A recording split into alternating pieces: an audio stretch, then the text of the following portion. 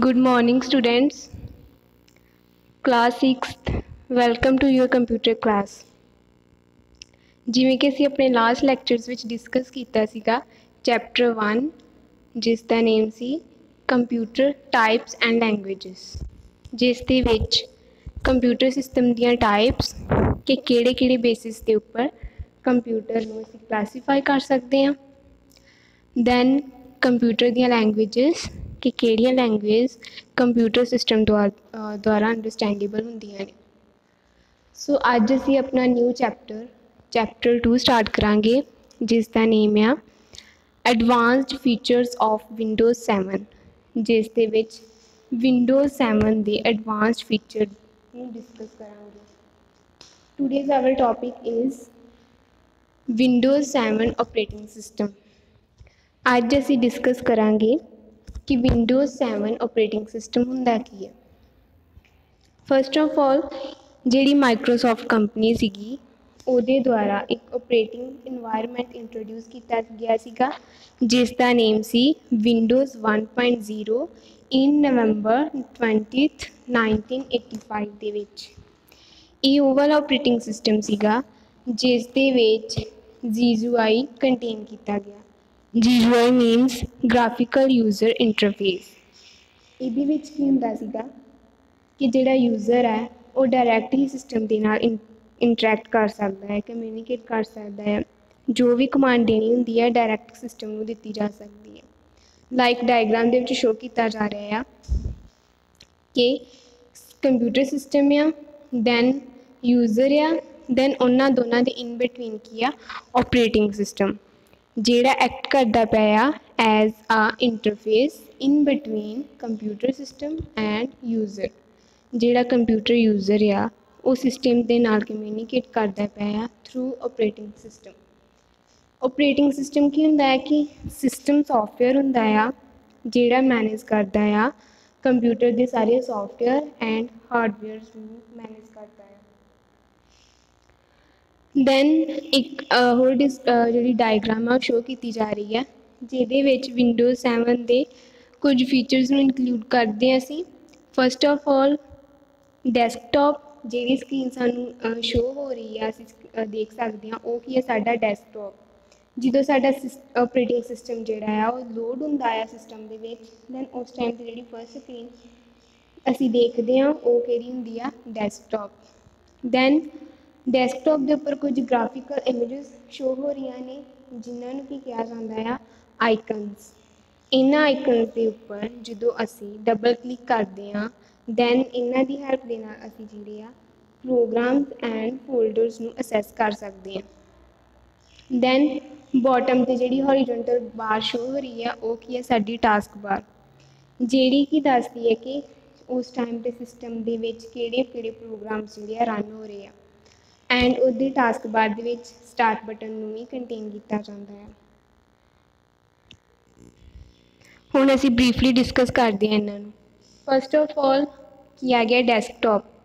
Desktop ਕੀ ਹੁੰਦਾ ਹੈ ਸਾਡੀ ਫਸਟ ਸਕਰੀਨ ਹੁੰਦੀ ਹੈ ਜਦੋਂ ਸਾਡਾ ਆਪਰੇਟਿੰਗ ਸਿਸਟਮ ਜਿਹੜਾ ਹੈ ਸਿਸਟਮ ਦੇ ਵਿੱਚ ਲੋਡ ਹੁੰਦਾ ਆ ਉਸ ਟਾਈਮ 'ਤੇ ਸਾਨੂੰ ਡੈਸਕਟਾਪ ਜਿਹੜਾ ਆ ਉਹ ਸ਼ੋ ਹੁੰਦਾ ਹੈ। ਡੈਸਕਟਾਪ ਦੇ ਵਿੱਚ ਕੀ ਹੁੰਦਾ ਹੈ ਇੱਕ ਸਟਾਰਟ ਬਟਨ ਕੰਟੇਨ ਹੁੰਦਾ ਆ, ਦੈਨ ਟਾਸਕ ਬਾਰ, ਦੈਨ ਆਈਕਨਸ। ਇਹ ਜਿਹੜੇ ਆ ਸਾਰੇ ਡੈਸਕਟਾਪ ਦੇ ਵਿੱਚ ਕੰਟੇਨ ਕੀਤੇ ਜਾਂਦੇ ਨੇ।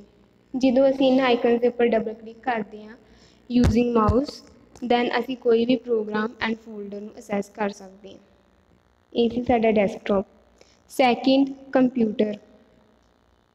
ਕੰਪਿਊਟਰ ਕੀ ਆ ਆਈਕਨ ਜਿਹੜਾ ਸਾਡੇ ਡੈਸਕਟਾਪ ਦੇ ਉੱਪਰ ਸ਼ੋ ਹੁੰਦਾ ਆ। ਇਸ ਆਈਕਨ ਦੇ ਉੱਪਰ ਜਦੋਂ ਅਸੀਂ ਡਬਲ ਕਲਿੱਕ ਕਰਦੇ ਹਾਂ ਦੈਨ ਡੈਸਕਟਾਪ ਕੀ ਕਰਦਾ ਆ ਵਿੰਡੋਜ਼ ਐਕਸਪਲੋਰਰ ਜਿਹੜਾ ਸਾਨੂੰ ਓਪਨ ਕਰ ਦਿੰਦਾ ਆ, ਜਿਹਦੇ ਵਿੱਚ ਇੰਟਰਨਲ ਐਂਡ ਰਿਮੂਵੇਬਲ ਡਰਾਈਵ ਜਿਹੜੀਆਂ ਆ ਸਾਨੂੰ ਸ਼ੋ ਹੁੰਦੀਆਂ ਆ ਸਿਸਟਮ ਦੀਆਂ। ਇੰਟਰਨਲ ਮੀਨਸ ਕਿ ਉਹਦੀ ਖੁਦ ਦੀ ਸਟੋਰੇਜ, ਲਾਈਕ ਕਿ ਉਹਦੀ ਮੈਮਰੀ ਜਿਹੜੀ ਆ ਉਹਨੂੰ ਅਸੀਂ ਪਾਰਟਸ ਵਿੱਚ ਡਿਵਾਈਡ ਕਰ ਦਿੰਦੇ ਹਾਂ CDE ਇੱਦਾਂ ਪਾਰਟਸ ਵਿੱਚ ਡਿਵਾਈਡ ਕਰ ਦਿੱਤਾ ਜਾਂਦਾ ਆ। ਰਿਮੂਵੇਬਲ ਡਰਾਈਵਸ ਕਿਹੜੀਆਂ ਹੁੰਦੀਆਂ ਲਾਈਕ ਪੈਨ ਡਰਾਈਵ ਹੋ ਗਈ ਜਿਹੜੀ ਯੂਜ਼ਰ ਦੁਆਰਾ ਸਿਸਟਮ ਦੇ ਨਾਲ ਅਟੈਚ ਕੀਤੀ ਜਾਂਦੀ ਹੈ। ਦੈਨ ਇਹਦੇ ਵਿੱਚ ਕੀ ਕਰਦੇ ਅਸੀਂ ਆਪਣੇ ਕੁਝ ਨਿਊ ਫੋਲਡਰਸ ਨੂੰ ਕ੍ਰੀਏਟ ਵੀ ਕਰ ਸਕਦੇ ਹਾਂ, ਦੈਨ ਫਾਈਲਸ ਨੂੰ ਕਾਪੀ ਵੀ ਕਰ ਸਕਦੇ ਹਾਂ, ਡਿਲੀਟ ਵੀ ਕਰ ਸਕਦੇ ਹਾਂ, ਮੂਵ ਵੀ ਕਰ ਸਕਦੇ ਹਾਂ ਇਸ ਵਿੰਡੋ ਦੀ ਹੈਲਪ ਦੇ ਨਾਲ। ਸੋ ਇਹ ਸੀਗਾ ਸਾਡਾ ਕੰਪਿਊਟਰ ਆਈਕਨ। ਨੈਕਸਟ ਡਿਸਕਸ ਕਰਦੇ ਹਾਂ ਰਿਸਾਈਕਲ ਬਿਨ। ਰਿਸਾਈਕਲ ਬਿਨ ਜਿਹੜਾ ਇਹ ਵੀ ਇੱਕ ਆਈਕਨ ਆ ਜਿਹੜਾ ਸਾਡੇ ਡੈਸਕਟੋਪ ਦੇ ਉੱਪਰ ਸ਼ੋ ਹੁੰਦਾ ਆ। ਜਦੋਂ ਅਸੀਂ ਕੋਈ ਵੀ ਆਈਟਮ ਡਿਲੀਟ ਕਰਦੇ ਹਾਂ ਸਿਸਟਮ ਦੇ ਵਿੱਚੋਂ, ਬਟ ਉਹ ਆਈਟਮ ਜਿਹੜੀ ਆ ਪਰਮਾਨੈਂਟਲੀ ਸਿਸਟਮ ਦੇ ਵਿੱਚੋਂ ਡਿਲੀਟ ਨਹੀਂ ਹੁੰਦੀ। ਉਹ ਵਾਲੀ ਆਈਟਮ ਜਿਹੜੀ ਆ ਡੈਸਕਟੋਪ ਦੇ ਉੱਪਰ ਇੱਕ ਆਈਕਨ ਰੀਸਾਈਕਲ ਬਿਨ ਨਾਮ ਦੇ ਆਈਕਨ ਦੇ ਵਿੱਚ ਚਲੇ ਜਾਂਦੀ ਹੈ, ਉੱਥੇ ਜਾ ਕੇ ਸੇਵ ਹੋ ਜਾਂਦੀ ਹੈ। ਅਗਰ ਜਦੋਂ ਅਸੀਂ ਉਸ ਰੀਸਾਈਕਲ ਬਿਨ ਨੂੰ ਓਪਨ ਕਰਦੇ ਹਾਂ, ਅਸੀਂ ਉੱਥੇ ਆਪਣੀ ਉਹ ਡਿਲੀਟਡ ਜਿਹੜੀ ਆਈਟਮ ਅਸੀਂ ਸਿਸਟਮ ਦੇ ਵਿੱਚੋਂ ਡਿਲੀਟ ਕੀਤੀ ਆ, ਉਹ ਉਸ ਆਈਟਮ ਨੂੰ ਉੱਥੇ ਅਸੀਂ ਵਿਊ ਕਰ ਸਕਦੇ ਹਾਂ। ਅਗਰ ਤੇ ਉਹ ਅਸੀਂ ਆਈਟਮ ਜਿਹੜੀ ਅਸੀਂ ਡਿਲੀਟ ਕੀਤੀ ਆ ਉਹਨੂੰ ਫਿਰ ਵਾਪਸ ਲੈਣਾ ਚਾਹੁੰਦੇ ਹਾਂ, ਦੈਨ ਉਸ ਆਈਟਮ ਰੀਸਾਈਕਲ ਬਿਨ ਆਈਕਨ ਦੇ ਉੱਪਰ ਡਬਲ ਕਲਿੱਕ ਕਰਾਂਗੇ। ਦੈਨ ਉਹ ਵਾਲੀ ਆਈਟਮ ਸਿਲੈਕਟ ਕਰਾਂਗੇ ਜਿਹਨੂੰ ਅਸੀਂ ਦੁਬਾਰਾ ਰੀਸਟੋਰ ਕਰਨਾ ਚਾਹੁੰਦੇ ਹਾਂ। ਦੈਨ ਉੱਥੇ ਇੱਕ ਰੀਸਟੋਰ ਦਿਸ ਆਈਟਮ ਆਪਸ਼ਨ ਜਿਹੜੀ ਸਾਨੂੰ ਸ਼ੋ ਹੋ ਰਹੀ ਹੋਏਗੀ, ਉਹਦੇ ਉੱਪਰ ਕਲਿੱਕ ਕਰਾਂਗੇ। ਉਹ ਕਲਿੱਕ ਕਰਨ ਤੋਂ ਬਾਅਦ ਉਹ ਵਾਲੀ ਆਈਟਮ ਜਿਹੜੀ ਅਸੀਂ ਡਿਲੀਟ ਕੀਤੀ ਆ ਉਹ ਸਾਡੀ ਮੈਮਰੀ ਦੇ ਵਿੱਚ ਜਾ ਕੇ ਸੇਵ ਹੋ ਜਾਏਗੀ।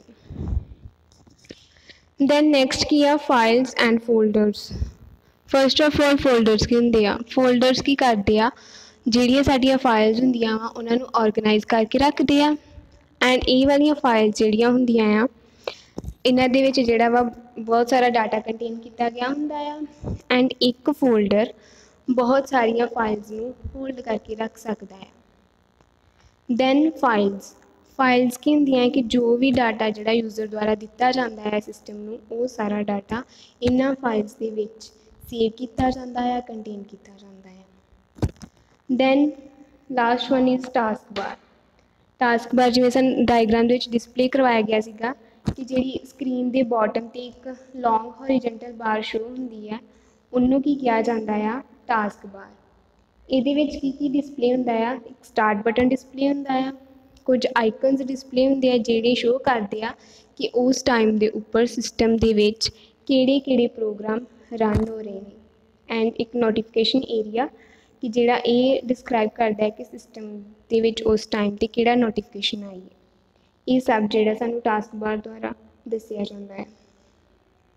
ਸੋ ਇਹ ਸੀਗਾ ਸਾਡਾ ਅੱਜ ਦਾ ਟੌਪਿਕ, ਜਿਹਦੇ ਵਿੱਚ ਅਸੀਂ ਡਿਸਕਸ ਕੀਤਾ ਡੈਸਕਟੋਪ ਨੂੰ, ਆਈਕਨਸ ਨੂੰ, then files and folders, Windows operating 7 operating system, ਕਿ ਵਿੰਡੋਜ਼ 7 ਆਪਰੇਟਿੰਗ ਸਿਸਟਮ ਕੀ ਹੁੰਦਾ ਹੈ। So thank you.